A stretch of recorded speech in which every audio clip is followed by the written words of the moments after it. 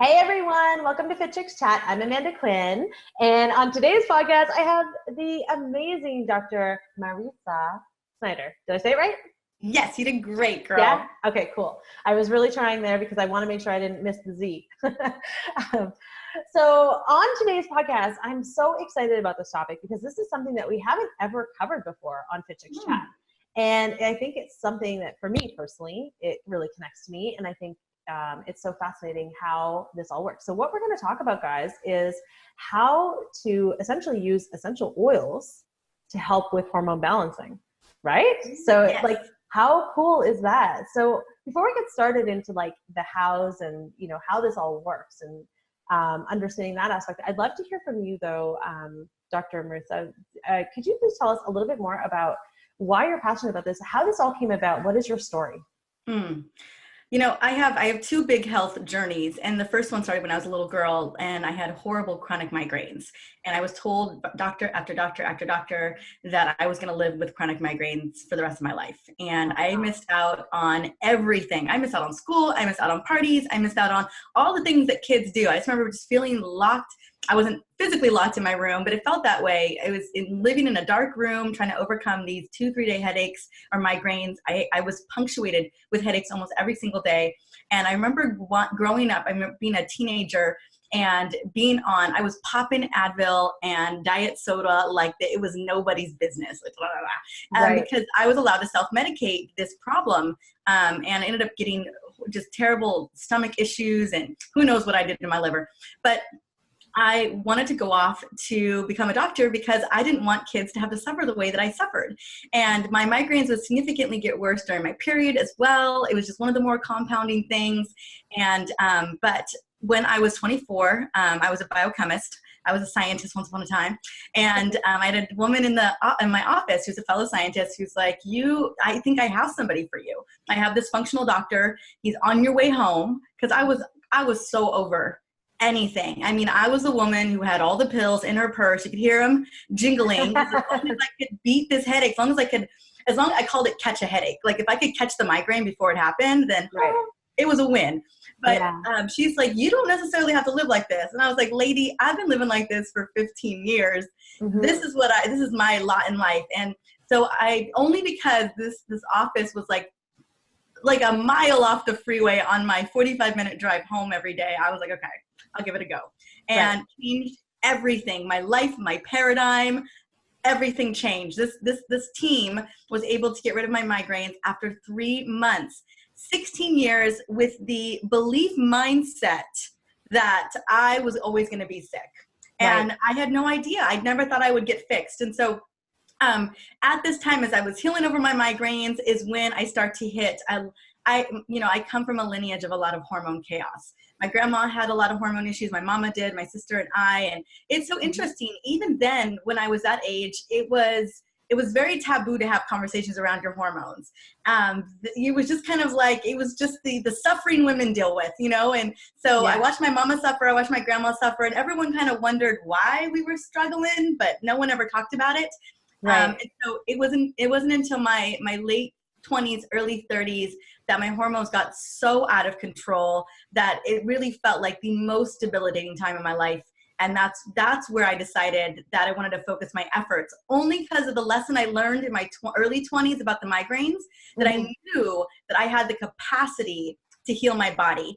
And I went to work. I took my research background, I'm a good researcher. Yeah.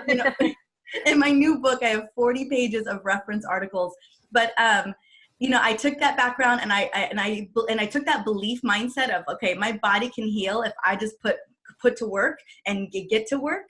Mm-hmm. And I was able to really not only heal myself, but heal that lineage of my family as well. So my mama and my sister don't struggle with hormone issues anymore. I'm not going to lie. Hormones are hormones. And so I have overcome sometimes, but you can, as easily as you get well, you can start to create some bad habits, start to make some bad choices, and you can feel your body saying, oh, whoa, what are you doing? And so I'm not going to say that I completely healed all my hormones at that age, but I know what it feels like when things start to slide. So. Yeah, no, I think that's it. Once you do get to a place where you are starting to heal, you do start noticing. It's the same thing like when you eat really, you know, like when you eat, Oh God, I guess like healthier foods or things like that. As soon as you can't start go eating back. something, oh no, like if I eat something that's greasy, it actually makes me feel so nauseous. Like it's awful, right? Or Like the it's, next day, like mhm. someone hits you upside the head. Oh, Yeah, you yeah, can't function. You're like, it isn't worth it exactly. today to have done that yesterday. Like, Yeah, no, exactly. No, so I mean that's fascinating. So you were able to heal. Did your family also deal with migraines, or was that separate from no, I that was had some separate from the serious other head. hormonal? Yeah, I had head trauma. So when I was Oh, 7, I had serious head trauma issues. I'm not going to go into all the logistics of of what course. happened. No, sorry. But yeah, no, it was, that's the thing about trauma, head trauma. You can easily, a lot of things can happen. But Mhm. for me, the consequence was migraines. Wow. Okay. And so with your hormones, when you say like, you know, you were seeing like major hormone imbalances in yourself and in your lineage, like what were some of the symptoms, some of the Oh signs? yeah, Because I think some of our listeners, they're not even aware sometimes of what hormone imbalancing can even look like in your body physically or emotionally. How does that affect absolutely. So for me, the moment, and it wasn't I had a lot of signs. I always tell people, so often when your body's hurting or you're getting symptoms, these are indicators, right? They're like the little red light engine indicator that you? says, you got to check this out. And so I was ignoring a lot of the indicators because as a woman, women we just deal with stuff. We just Right. deal with bloating, or we just deal with being tired. All women are tired. What woman isn't? My mom was like, well, women are just tired. It's just how we are. We Like do just a deal with lot it. That's just inside who the we body. are. Yeah. And so I just, and then I still had some headaches. My migraines were gone, but I was still having headaches. And just a lot of those things. PMS, we always had PMS. And so it wasn't really like, oh, women have really horrible PMS. It's just our lot. And so, but the PMS was getting worse. So I was having, my migraines were coming back. I was not being able to sleep throughout the night. But with the real big moment was when I woke up, and this is when I just got in practice. I was seeing patients. I was seeing the very women who were dealing with the very symptoms that I was starting to find that I was having myself. And Right. I felt like such a, I wouldn't call it a phony, but I was like, oh my gosh, like I need to get this under control if I'm going to show up for these women. But Right. one day I remember waking up and being so bone crushing exhausted that I couldn't even get out of bed. And that's when I knew something was wrong. Like I had been tired in the afternoon. Mm-hmm. And I've been, but now it was creeping into my mornings. And I remember literally feeling like I was willing myself to get into the bathroom, to brush my teeth, to take a shower, because I had to be in the office by 9:00. And it took everything out of me to get out of bed. I was winded. I was exhausted. I was 30. And I knew something was wrong. And I had put on weight. I put on like 35 pounds. I felt like I hadn't done a lot to deserve that. And so Right. I was like, where did this That's a weight good come way of from? thinking about it. Yeah. And so that was the big compounding moment. So chronic, unrelentless exhaustion on top of gaining weight for what seemed like no reason, horrible PMS, mood swings, insomnia, and cravings. I mean, all of those things were happening, and I felt like a total wreck. And then when we ran a saliva panel, we ran a hormone panel. Sure enough, I had elevated estrogen levels. My progesterone levels were tanked, and my cortisol levels were literally out of control. They were completely deregulated. I had no cortisol in the morning. I had nothing to wake me up in the morning. And then it was jacked up at night. That no wonder I had that horrible mental chatter, that insomnia. And it's so often what I see with women. I was the classic case of just someone burned out, exhausted, and not taking care of myself. Right. And now, would you say, was there any emotional, Oh, girl. emotional factors that were also affecting your hormones? Because I think, definitely like there's the outside sources, like just being super busy, sometimes even working out can increase your cortisol. Like, Yeah. sometimes you think you're doing all the right things. Oh, Actually, yeah. let me back up with my question and say, like, are there outside physical things or is there emotional things or both that you can identify that actually trigger that sort of hormonal imbalance? Absolutely. I mean, I had, growing up, I hope my mom ain't listen to this. Really, what was the deal for my mom was that she had really horrible menstrual rage. She was really angry, and it would come and go. It would just be this time of the month where mom would just lose. She would be like, we called it Dr. Jekyll, Mr. Hyde syndrome. I was having a lot of mood swings, and a lot of it was when your progesterone just takes this massive nosedive in your luteal phase before your period. Right, those 5 days, you just tank, and depending on how quickly that progesterone tanks, it can really make the difference of how you're going to feel emotionally. And tied that in with, I had this belief mindset that my worth was predicated and determined by how much I worked and how much I gave to others. And so everything was tied to this belief that I wasn't doing enough. And so I wasn't working hard enough. Right. And so the last person I was thinking about was myself. I was thinking about how I could do more to prove my worth as a woman. And that really messed with a lot of it. So I was very stressed. I was exhausted. I was snappy. My best friend called it snippy snappy. She just like, just snapping at people. And so, yeah, I mean, I found I had really low lows. I was definitely anxious. I wouldn't necessarily I was feeling depression, but a lot of women do. Especially during when you feel that nosedive of progesterone and estrogen towards the end of that particular phase as we step into our menstrual cycle. So yeah, and then progesterone, the purpose of it, not only it being such a precious hormone, it's so precious. It's our most precious hormone because it's very difficult for us to make. A lot of things have to be in sync for it to happen. And if it's not where we need it to be, progesterone has really important communication with our serotonin levels. And when it tanks, serotonin levels tank too. I mean, if progesterone was where it needs to be, we really should be like sauntering into our period, which said nobody ever, so that's where it really needs to be. And it was never that way for me. Like I literally just felt like I always took this really crazy nosedive. So yeah, I think emotions were definitely connected, but I think the biggest problem for me was that belief mindset. I did not believe that I deserved any self-care, that I deserved any time for myself, to take care of myself. I just worked out like a banshee, and I tried to limit how I ate. I had really bad habits around taking care of me. And what do you see with your clients in terms of like, what are some of the most common things that they may be doing on a day-to-day basis? Whether it is working out or the food that they're eating or how they're eating, like, are there certain things that you see on a day-to-day basis with your clients that are causing, or at least potentially causing or wreaking havoc on their hormones that they could instantly sort of make slight changes to in order to adapt? Absolutely. The big thing I see, and it's, not that it's for but the big thing I see is we are constantly clutching the pearls, girl. We are clutching the pearls all the time. Your brain, the hypothalamus, the limbic brain, that old part of the brain, which is sensing, I call it stranger danger, right? If there's some guy behind me and he looks suspicious, as a woman, I'm ready to fight or flight. I'm like, how do I get out of here? So so the thing about it is that, we're hardwired for survival. So that's the first thing that has to happen. So cortisol is such a powerful, all-encompassing, universal hormone. It really kind of dictates, it's the marching orders kind of hormone, right? It tells estrogen and progesterone and thyroid and insulin what to do.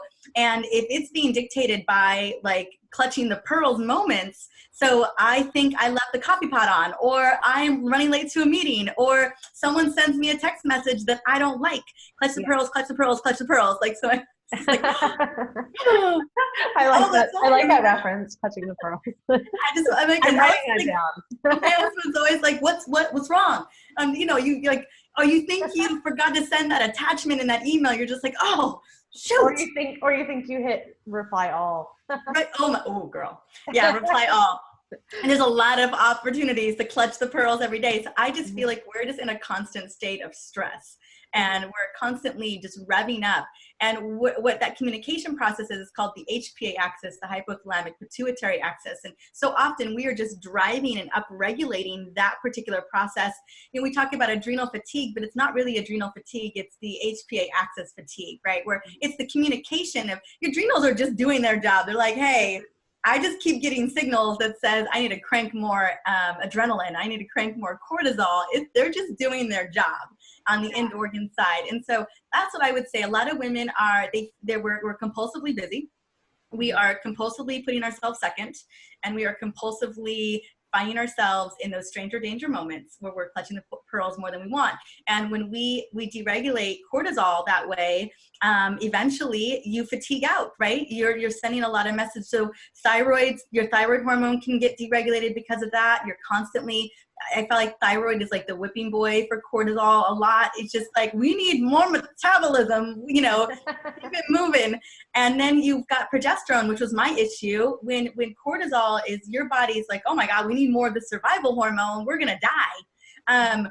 Then it's stealing from what we call the pregnenolone steal. So pregnenolone is the master mama bear hormone that makes all of these hormones, but it can be rewired to stopgap over here on these other hormones to make more cortisol. So if your body really truly thinks it's in survival mode all the time, it's like, whoa, reproductive hormones, you need to be put on pause for a second, because we need, that late meeting she was at, we were gonna need some more cortisol for that.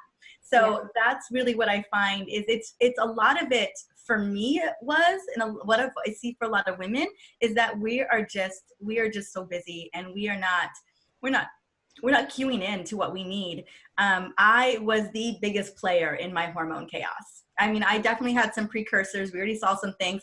But again, you think about the lineage of my family, what also got transferred as the lineage of my family was a belief mindset, was a lot of ways that we operated. I was just doing what mama told me to do, know, and that's kind of probably what got her in trouble too. So.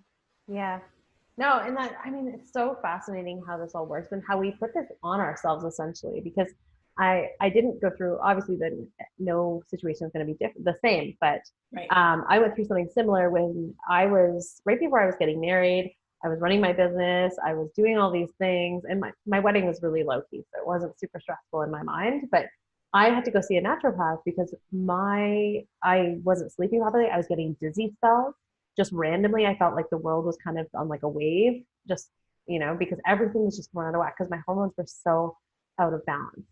And it turned out that it was literally just all self-driven. And she was, and the way that she explained it to me was similar to what you were saying, in the sense that she's like, the fight or flight, she's like, you're literally like every moment of every single day here looking like, where's the tiger? Where's the tiger? Where's that tiger? That kind of mentality. And I was like, oh, that totally makes sense, because it's literally like I'm always working at this high state. So, one of the suggestions that she had for me was, we've got to reduce your workouts. So, because I was working out so much, and I was, or the type of workout, right? Well, that's just it. I was doing high intensity interval training workouts. I was running 10K 4 times a week.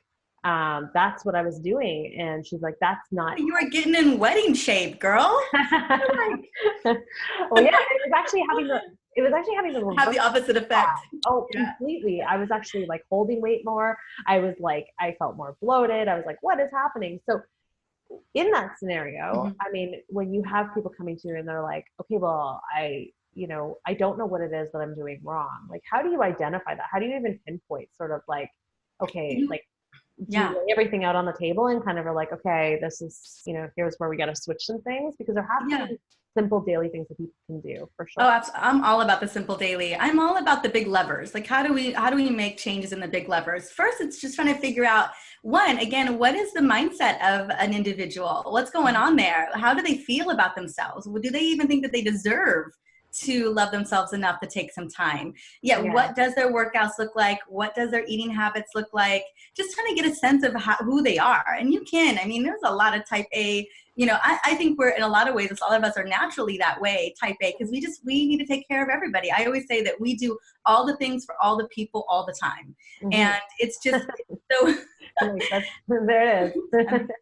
And so I always tell people that one of the biggest things that they can do is really look at that morning ritual. What is it? How are they taking time for themselves before they become other people's agenda, right? Are you getting into your phone? Are you getting into your email the first thing in the morning? Because now you're being dictated by other people's priorities. You've lost yourself in the process. And looking at workouts, I can't tell you how many times I've gone into adrenal fatigue. I've gone into fatigue because I've always pushed it. Because I was always of the mindset, no pain, no gain. And so how can I do, 50 burpees every day, running like you were running, right? And so taking a look at, but I always wanted to just, how my personality was is how do I get the most out of this workout in 45 minutes? Because that's all I've got for myself today. And I, how do I get this done? And, you can only do that to yourself for so long before your body starts to crumble. So I always tell people we got to mix it up, and for women in particular, as we move into perimenopause, and perimenopause can be as early as 35, I start telling people, look at, an hour in the gym isn't necessarily what's going to serve. Maybe it's only 30 minutes. And for me, 30 minutes is like the perfect spot. Anything more, and I'm doing too much, unless it's like yoga or Pilates or hiking, I can do that all day. But if it's a hardcore workout, I really don't need more than 30 minutes. Any more time than that, then I start to get into the danger zone. I'll start to feel fatigued in the afternoon. And that's when I'm like, that's usually the first sign for me. If I start to feel tired in the afternoon, I'm not doing something properly right. Because I should have energy for days. I mean, that's usually the first gauge for women is energy for days. Or another gauge for women too is emotional well-being. Are you feeling more, is your emotional tolerance, is your stress tolerance there? So all of a sudden, does someone say something to you and you just find yourself like, I'm just gonna, get at them. That's usually a good sign that that stress tolerance, you're hitting a kind of a plateau there as well. Right. So yeah, and that's why I love oil so much, girl. I'll tell you why. Because I was going to ask, so how does that all tie in together? Because I've heard of, what you're talking about. I've had these conversations and stuff, but I've never heard about how to use essential oils to help support your hormones. And I think that can be such a huge, stress relief almost to know that you can just use oils, not just, but adding oils will help you in such a significant way. And I think, understanding that is so key. So please do share, because I need to know this stuff, because my my stress levels are high. Well, when I first started studying oils, I was really looking for common ailments, things like headaches and stomach issues and immune system. When I had fallen into oils, I just, because of my chronic stress, it has been plaguing me for many years. I used to get sick because guess what? When you're stressed, your immune system tanks. And so I would get sick 5 to 7 times a year. It was just, I always thought I had a compromised immune system. We're just like, she's just sickly. Yeah. Again, the things you just tell yourself, you're like, no. It's normal. It's totally fine. I'm just sick every day. Yeah, I'm just sick all the time. Anytime a toddler comes into my office, it's over. So one of my best friends is like, I am so tired of watching you be sick and tired. And so she gave me this oil that was this immunity blend. And I didn't even know how to use oils then. I was putting it in my tea. I was putting it all over. I was just all over it. And I didn't get sick for 3.5 years after starting to use this oil. And I was like, there is something to these oils. So then I got really interested. I'm like, okay, well, how else can they support us? And one of the things that was happening is I was recommending these oils to my patients for a sore knee or a stomach issue or respiratory support. And they were coming back to me and saying, Marisa, oh my gosh, this oil, I'm not feeling anxious anymore. My worry went away. I'm not experiencing insomnia. And I was like, what? I didn't give that oil to you for that. And so that was when I really began to look at the research on the oils and really study them and began to put the pieces together that a lot of these oils, these beautiful chemical constituents, had profound impact on the body. And so I was like, well, how do they play a role with hormones, particularly stress, sleep, cravings, energy, productivity, so overcoming brain fog, PMS, cramping? I was like, what can these oils do? And one of the most profound things that I learned about oils was their ability. We know that there are several essential oils that actually can begin to rewire that HPA axis and instantly, within a matter of 60 seconds or less, lower cortisol levels, lower your blood pressure, and lower your pulse point. And I was like, what? And it's just by simply using an oil. And so it's what makes oils so profound, not their own specific superpowers, because they do have their own chemical superpowers that go into the body and can help cell-to-cell communication, can help repair DNA, they can do all kinds of things. But I was like, how do we leverage these to create habits, to create rituals, so that instead of me grabbing a candy bar or a Frappuccino or I don't grab these things, but let's just say if someone does this, but let's say they, you can grab an oil instead. So you can grab a craving blend. And as long as you breathe that in, cravings are an unmet need, right? It's always stress. It's always emotional. It's always fatigue. It's never, your body's like, man, you know what? My liver really needs that Snicker bar. Like, no, it's that no one's always liver. Emotional. Yeah, it's always emotional. Yeah. So how do we manage the emotion? Like what does our body need emotionally to support ourselves? And so this is one of my go-to stress blends. I have it with me all the time. And because I'm always finding myself, again, there's some hard wiring in there that I'm always kind of combating. And it's just a combination of lavender, ylang-ylang, and bergamot. And it's like 10 drops of each. I top it off. This is just a 10 ml roller. You can buy them everywhere and anywhere. And I love making my own blends. And I love pretty bottles. I just, the whole Why thing. Why not? Yeah, make it a little bit more extravagant. Exactly. If I'm going to carry this bottle around, it better be cute. And so like, and anytime I'm feeling like I'm feeling overwhelmed or I'm feeling, I kind of feel like that stress barrier is kind of getting triggered. Like I'm getting a little bit more snappy. Like someone on my team will say something to me and I'm like, why didn't you just fix that to begin with? When I start to have those experiences, those things in my head, I don't actually say that to my team. Then I pull out this oil and all I have this technique called the power of the pause. It literally rewires our neurological pathways and it can take us from sympathetic nervous system mode, so fight or flight, to parasympathetic. And what you do is you just take, it can be a lavender, it can be an ylang-ylang, it can be a bergamot. There's a lot of oils that reduce cortisol levels. But what you do is you roll it on your palms like this, rub your palms together because you might as well get it all over your palms and your wrists. And then you take a deep breath. And what you're going to do is at the top of that breath, you're going to hold it and then breathe it all the way out. And at the bottom of the breath, you're going to hold it as well. And what begins to happen is you rewire those pathways so that you create over time more stress resilience. And that's what we're looking for, more stress resilience, so that we're not just constantly refiring and upregulating that HPA axis. So you're not dumping cortisol into the system every 20 minutes or so. So I'll just do the little technique real quick. So just take a deep breath. I'm going to hold it and then breathe it out after 5 seconds and then hold it again. And you're going to breathe back in. And then by using these chemical constituents, you are getting more power, more bang for your buck when you're using the oils. And if you can get your stress under control, you can get so much under control. And it's just a great thing to have. So I carry them in the car. We have them everywhere. Yeah. So, yeah. Now with the breathing technique, because I know with my yoga practice, we use that technique quite often with a lot of different breathing techniques and whatnot. But do you recommend people do it just for one time? No. Pause, or how many times should they repeat that in order to really get the most benefit?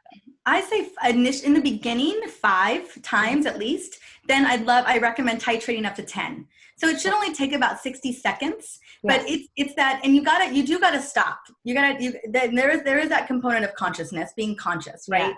Stop. Don't be on a conference call doing it. Right. I mean, and the thing is you will get benefits from that as well. Even if you just grab an oil, apply it to your wrist and just bring it up to your nose, there are benefits. But if you're really trying to rewire those pathways, you're looking for long-term benefits, that's going to be a technique that gets the job done. And I would say with about 60 seconds of doing that rewiring, and what you're going to find over time is that those things that used to trigger you aren't going to trigger you. You have that friend or that person in your life who everything is chaos. Like, not that their life is chaos, but you look at it and they just laugh it off. They're just like, girl, such and such broke today. Not even a problem. You're like, how are you like that? Like, how are you not freaking out over here?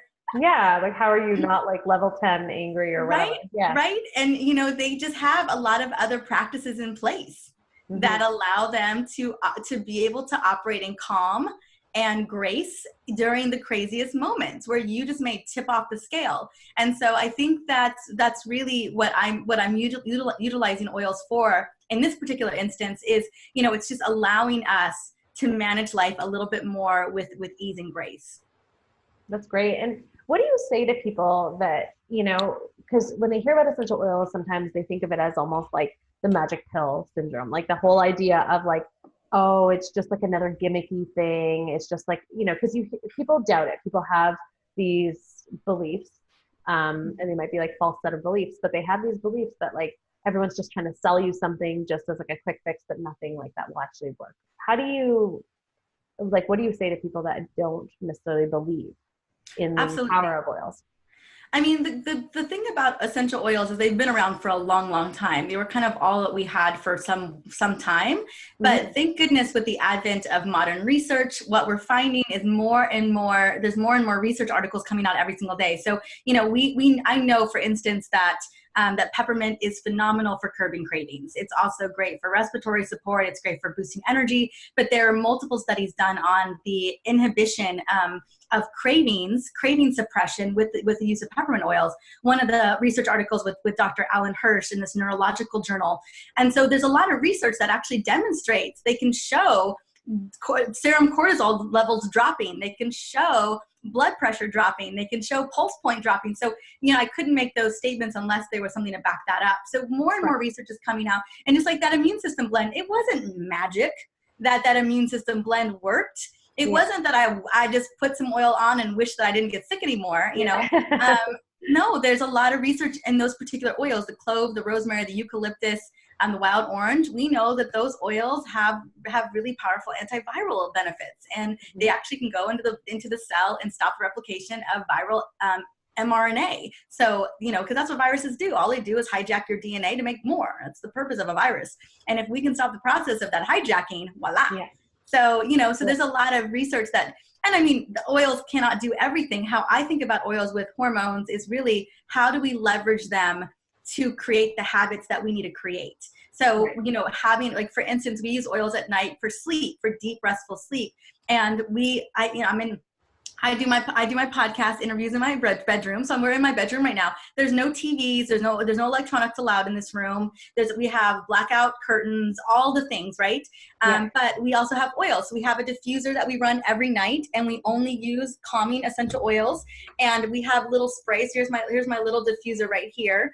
And it's got clary sage, cedarwood, and lavender in it right now. We run it by the bedside. And the second we smell those oils, we've been doing this for 7 years. The second that those oils are on and we can smell them, our body has been programmed, our brain is to shut it down.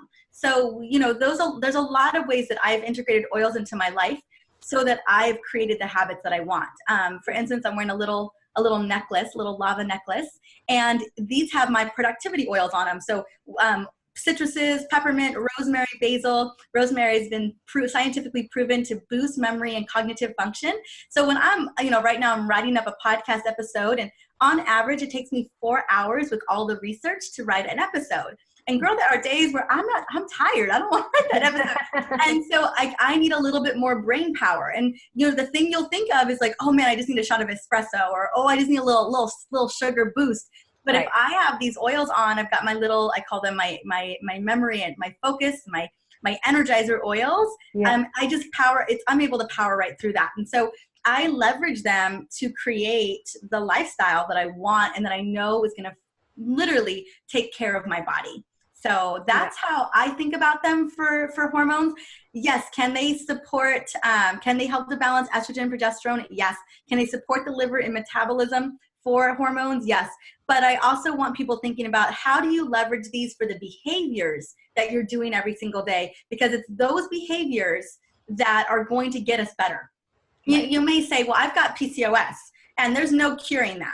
But the behaviors that you do every day are going to support that you don't go into those crazy flare-ups, that you're not having horrible acne, or you're not so fatigued out. You can create powerful habits that are going to support that syndrome so that you don't feel like you're even dealing with PCOS every single day.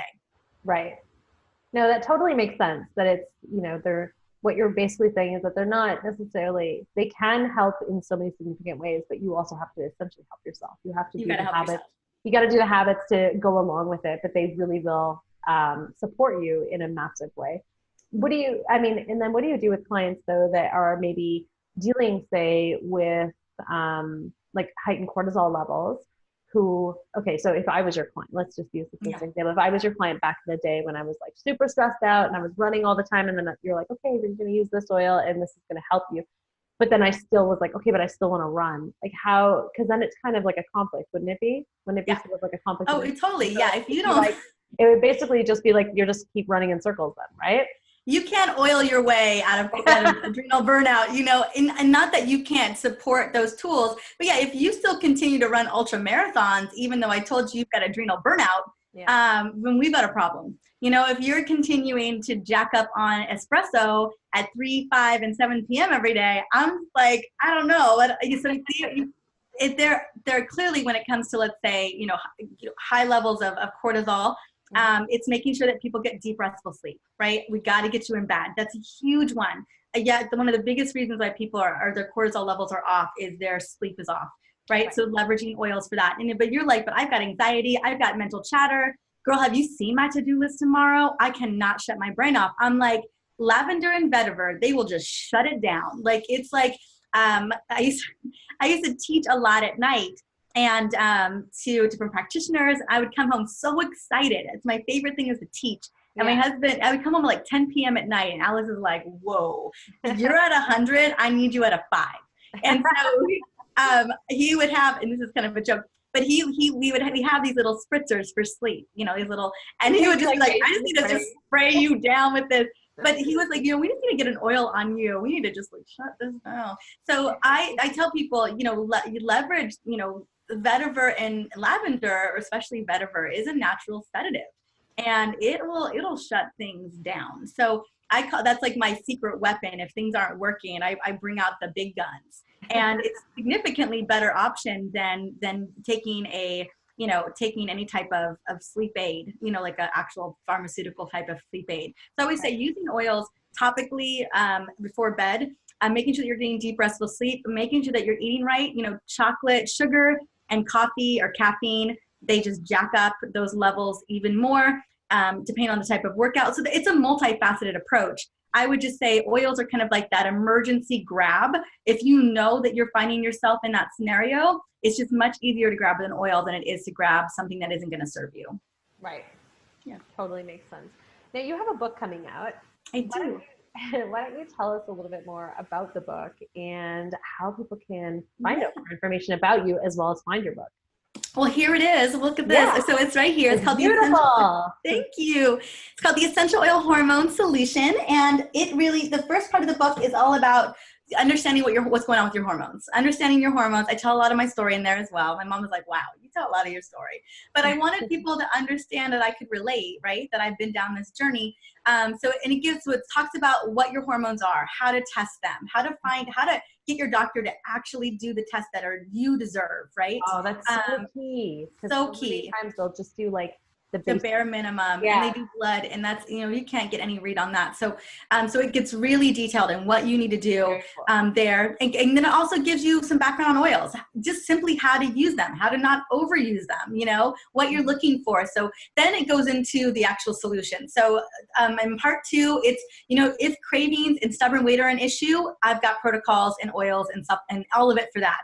If it's PMS and it's perimenopause, menopause, there's a whole section on there. If it's sleep, if it's stress, if it's energy, if it's libido, I just break it down so that a woman's like, okay, that is my problem. I want a solution for that. But clearly so often we have multiples of those. Yeah. And then at the back, and it's built in with self-care rituals. And so it's meant, so often this healing journey feels wrought with frustration and wrought with just feel like not a lot of wins. We feel like you're just climbing up this big mountain, no winds, no one understands. It's very lonely. It's very frustrating. And you just want your body back. You just want to feel better again. You want your energy back. And so I really wanted to build in things that felt relishing. I think that's the reason why I love oils so much, is I really love all the things that I do with these oils. I love my morning rituals with my journal and my green smoothie and my oils every morning. I love going outside. There's so many things that I do that just really make me happy. It doesn't feel like a chore or a burden that I have to do. So I built in all these beautiful, gorgeous rituals that just feel like that you deserve these moments for yourself. But nothing like so ridiculous, like, oh, I don't have, I'm not, not that I don't have a bath ritual in there, but I get if you don't have time for a bath. I get it. Like, you know, you don't even get time to go to the bathroom by yourself. You know, you got a kid at the door. So I get that too. So I was really mindful about that. And then at the end, there's a whole reset program. So I have recipe. I actually have a food reset, a 14-day reset. And it's pretty strict, but I mean, I really want to get the job done. So how can we rebalance our hormones with food, a combination of food, self-care, and oils? It's like the trifecta for me. And when you put all those things together, you really do have a recipe for success. And I do give exercise recommendations. I know so many of these women are out there doing the wrong things. Either, you know, they're not doing enough, or they're doing way too much. I feel like we swing on both sides of the pendulum, you know? So that's what the book entails. Awesome. That's fantastic. And for anyone listening, how can they get a hold of this book? And also how can they find out more information about you? Yeah, so the book is going to be available everywhere, anywhere. And clearly a lot of people go to Amazon, but it'll be, you know, anywhere books are sold, the book will be there. And you can also check me out. You can check me out at Dr. Mariza, so DrMariza. I'm on Insta. And then I also have a podcast called Essentially You, and it's all about helping women become the CEO of their own health. And so kind of that same mission that you're on, my dear. Mm-hmm. And yeah, those are the best places to find me. I also have a little freebie. I don't know if we're going to talk about that, but yeah. Yeah, no, definitely. If you want to mention it. And then for anyone listening, the freebie that she's talking about is the link will be available in the post. So make sure that you go to fitchicksacademy.com and you can check out the link so you can download it. Yeah. So that is. Yeah, one of the things I didn't do on this call, or I didn't give a lot of recipes, and sometimes I did name out oils. So I hope you guys, but I do want to be able, and since I didn't do that, I have this guide. It's like my little hormone essential oil cheat sheet, and it's got all of my go-to blends. So for stress, for emotional well-being, for cravings, sugar cravings in particular, for energy boosting and productivity, and I believe there is one more. I don't know if it was a libido blend or not, but I was hitting the main points because we've surveyed my girls, and that's what they want. They want more energy, more productivity, and they want less stress in their life. Yeah, less cravings for sure. Awesome. So yeah, so anyone listening, you can definitely download that free guide for you. It's a little cheat sheet that's going to help you develop and figure out what oils that you can basically use to help support that. And then of course, you want to make sure that you check out her book. There will be more information about the book as well in the post. So make sure you check it out there, but it's essentially the essential oils, hormones. Solution, yeah. Sorry, yes. I said hormones, not hormones. Sorry. Essential oils, hormones. I mean, it's hormones. It's all the hormones. It's all of them. It's not just the one. But yeah, so everyone, thank you so much for listening. We do have to cut this off. I feel like we could probably talk about this stuff for hours because I feel like there's just so much to cover and so much to learn. But I want to thank you so much for joining me today. Dr. Mariza, thank you for your time. Thank you for sharing your story, for sharing your information as well with our listeners. Thank you for having me. It was such a pleasure. Oh, it was great. So everyone, thank you again for listening. Make sure you check it out. Make sure you check out Dr. Mariza on Instagram. Check her out. Check out her website. Make sure that you check out her book as well because it's amazing. And we'll be in touch soon. Okay, thanks again, everyone. Bye-bye.